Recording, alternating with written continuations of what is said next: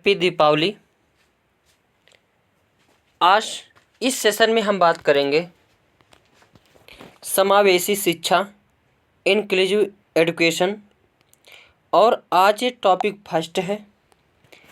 आप अगर सीटेट का एग्ज़ाम देना चाहते हैं तो इस यूट्यूब चैनल को सब्सक्राइब कर लें और जो मोस्ट इम्पॉर्टेंट टॉपिक हैं हर एक उस टॉपिक को कवर किया जाएगा और टॉपिक नंबर वाइज रहेगा। आप इसको पढ़ करके आसानी से सीटेट में अच्छे नंबर प्राप्त कर सकते हैं। तो इस यूट्यूब चैनल को सब्सक्राइब कर लें ताकि यहाँ से जो भी वीडियो अपलोड किया जाए सबसे पहले आपके यहाँ पहुँचे।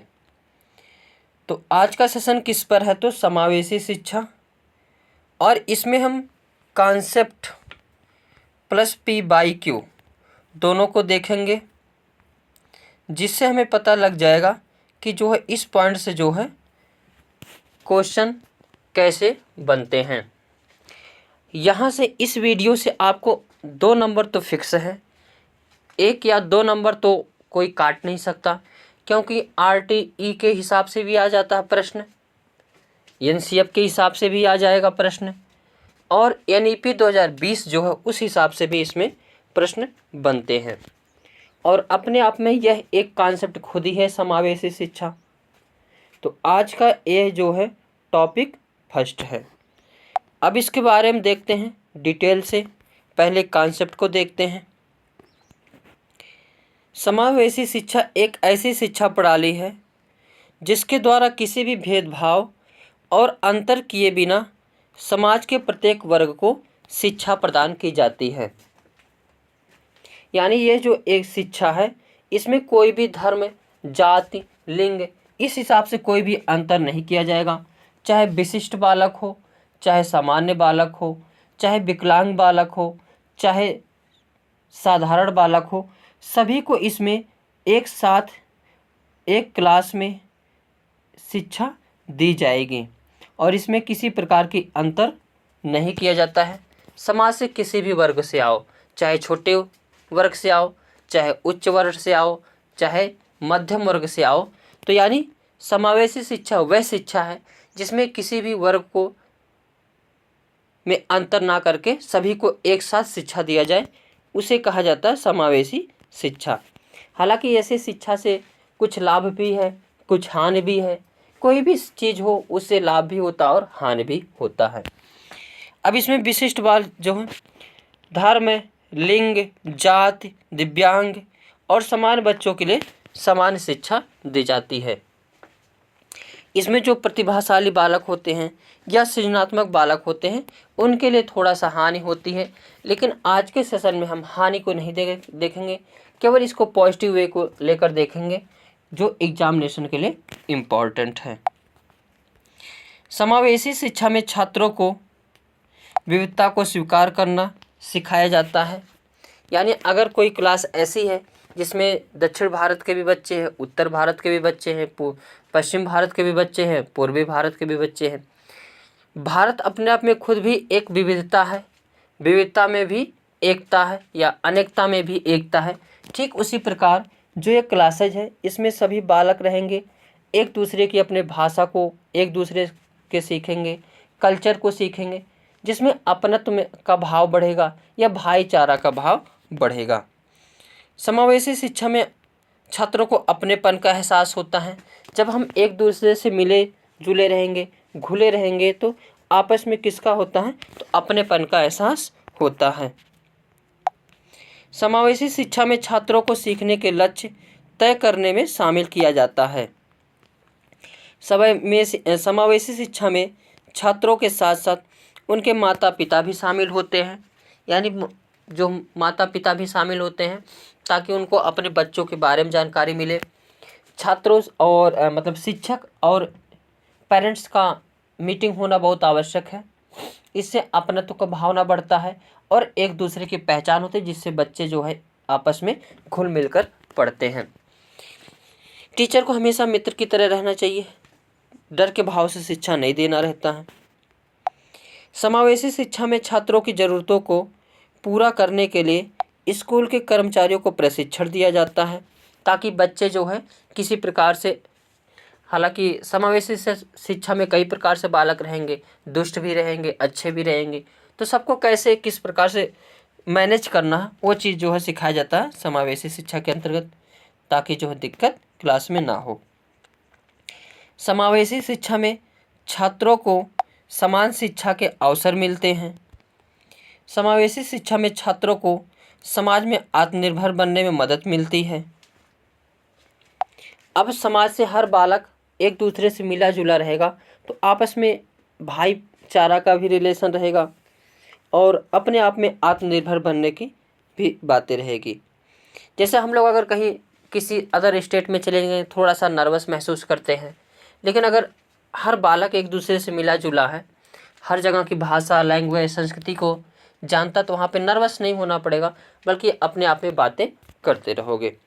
समावेशी शिक्षा में छात्रों के बीच आपसी सहयोग की भावना बढ़ती है, ये भी बात सही है।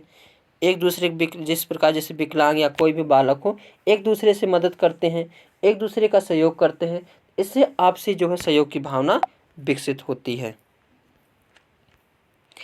अब देखते हैं प्रश्न जो PYQ, CTET, UP टेट या कहीं भी टेट या CTET में पूछा गया है, तो इसको देखते हैं प्रश्न को।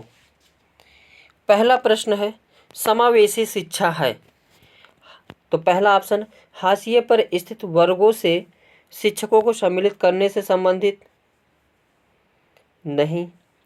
कक्षा में विविधता को उत्सव मनाती, हाँ, विविधता में एकता, यह जो है समावेशी शिक्षा में दिखती है, तो इसका B option is the correct answer हो जाएगा। देखो यहाँ पे दाखिले संबंधी कठोर तो करना ही नहीं, मतारोपण करना ही नहीं, तो इसमें B option is the correct answer. अगला क्वेश्चन है समावेशी शिक्षा मानती है कि हमें व्यवस्था जो है बच्चे के अनुरूप बदलना चाहिए या बदलना है। एक जो है बातें कहता है कि जो है शिक्षा किसके लिए बनी है, बालकों के लिए नहीं, बल्कि बालक जो है शिक्षा बालकों के लिए बनी है या बालक शिक्षा के लिए, तो इसमें सही है शिक्षा बालकों के लिए बने हैं।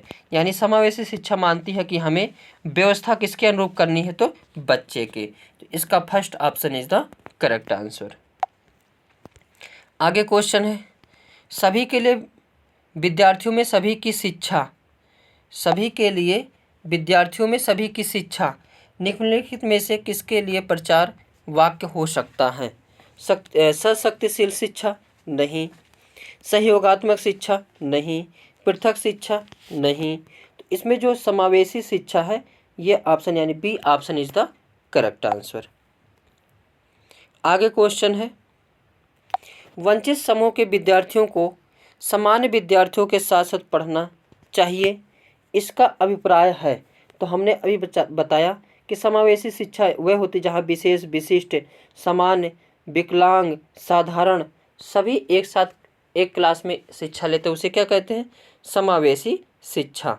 चाहे वंचित बच्चा हो, चाहे पिछड़ापन हो, चाहे जो भी बालक हो, तो समावेशी शिक्षा, तो इसका B option is the correct answer. अगला क्वेश्चन है समावेशी शिक्षा, इस समावेशी कक्षा में एक शिक्षक को विशिष्ट शैक्षिक योजनाओं को तैयार नहीं करना चाहिए, तो गलत। कभी कभी तैयार, गलत। सक्रिय रूप से तैयार करना चाहिए, ये सही ऑप्शन है।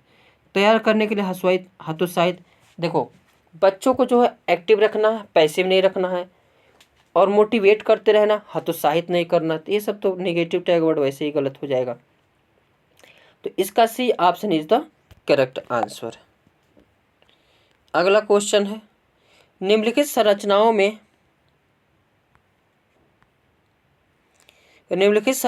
में से शिक्षा का अधिकार अधिनियम 2009 किसकी वकालत करता है। हमने बताया समावेशी शिक्षा की बातें RTE 2009 करता है। मुख्य धारा शिक्षा, नहीं। एकीकृत शिक्षा, नहीं। एकीकृत की अगर बात करेगा तो NEP 2020, ये किसकी कौन बात करता है, तो NEP 2020 किसकी बात करता है, तो एकीकृत शिक्षा, यानी एक सब्जेक्ट एक दूसरे से कैसे हो, इंटरकनेक्टेड हो, एकीकृत हो। समावेशी शिक्षा, पृथक्करण तो करना ही नहीं है, सिगरेशन देखते ही निगेटिव मारना। इसमें जो है C option is the correct answer हो जाएगा। तो 2009 किसकी वकालत करता है? समावेशी शिक्षा की। तो आज के सेशन में बस इतना ही। सेशन कैसा लगा? अच्छा लगा हो तो लाइक शेयर कमेंट करना ना भूलें, और सीटेट की कंप्लीट तैयारी करने के लिए इस यूट्यूब चैनल से जुड़ सकते हैं। आपको हर टॉपिक की एक एक वीडियो जो है इम्पॉर्टेंट टॉपिक की मिलते रहेगी, और इस टॉपिक से 2 से 3 नंबर आपको मिल सकता है। तो आज के सेशन में बस इतना ही।